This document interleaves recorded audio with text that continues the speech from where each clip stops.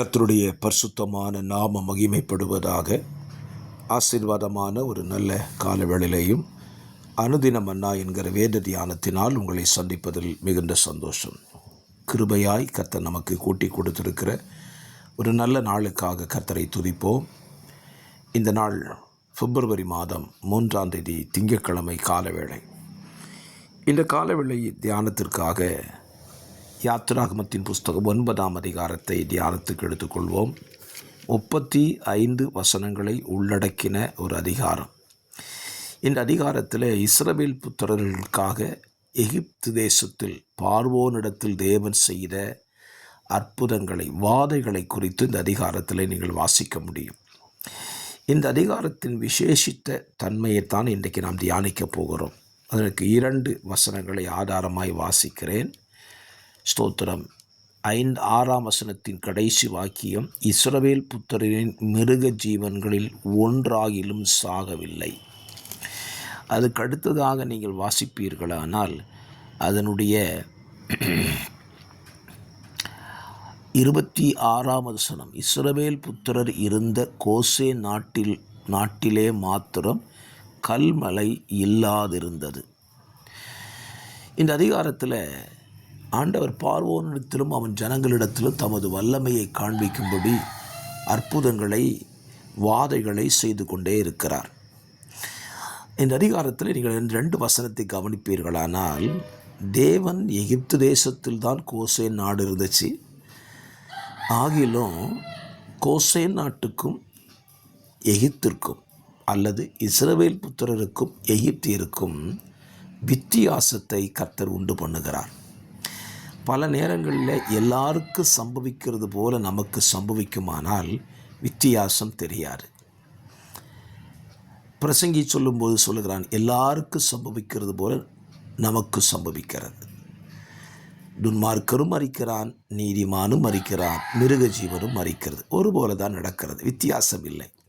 ஆனால் நம்முடைய வாழ்க்கையிலே தேவன் நம்மை வித்தியாசப்படுத்தி காண்பிக்க விரும்புகிறார். அது அவர் செய்கிற கிரியையாக இருக்கலாம், அல்லது நாம் வாழுகிற வாழ்க்கையாக இருக்கலாம்.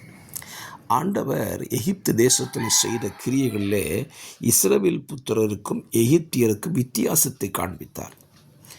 அங்கே இஸ்ரவேல் புத்திரர்கள் இருந்த கோசே நாட்டில் கல்மழை பெய்யலை, ஆனால் எகிப்து தேசம் எங்கும் கல்மழை பெய்தது. இஸ்ரவேல் புத்திரர் இருந்ததான கோசை நாட்டில் ஒரு மிருகமும் சாகலை, ஆனால் எகிப்தியருடைய மிருகங்கள் செத்தது. இதுதான் தேவன் வித்தியாசப்படுத்துகிற காரியம். அப்படியானால் இந்த காலவெளியிலே நம்ம வாழ்க்கையை நம்ம சிந்தித்து பார்க்கலாம். ஸ்தோத்திரம். தேவன் நம்முடைய வாழ்க்கையிலேயும் மற்றவர்களுக்கும் வித்தியாசத்தை அவர் செய்ய வேண்டுமானால் ஒரு காரியம், இந்த அதிகாரத்தில் தேவ ஜனம், இஸ்ரவேல் புத்திரர் என்பது தேவ ஜனமாக இருந்தார்கள்.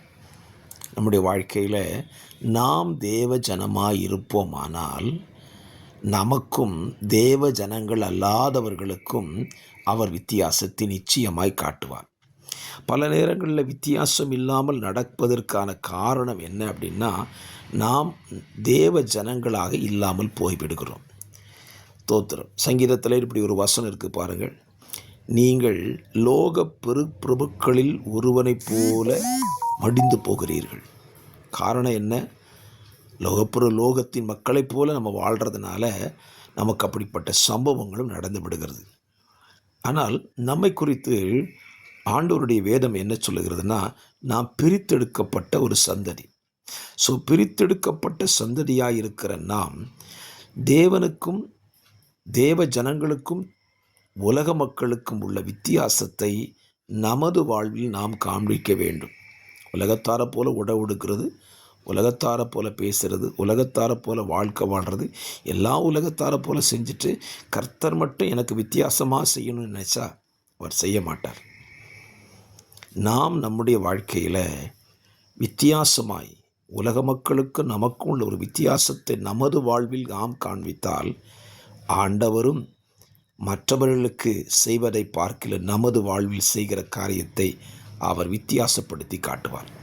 ஆகவே இந்த காலவெளியில் வித்தியாசமுள்ள ஒரு வாழ்க்கையை வாழ உங்களை அர்ப்பணியுங்கள். பரிசுத்த பிதாவே, இந்த வார்த்தையின்படி உம்முடைய ஜனத்தை நீரும் வித்தியாசப்படுத்தும். இயேசுவின் நாமத்தில் பிதாவே. ஆமேன், ஆமேன், ஆமேன். கர்த்தர் தாமே இந்த வார்த்தைகளினால் உங்கள் ஒவ்வொருவரையும் இந்த நாளில் ஆசீர்வதிப்பாராக. God bless you.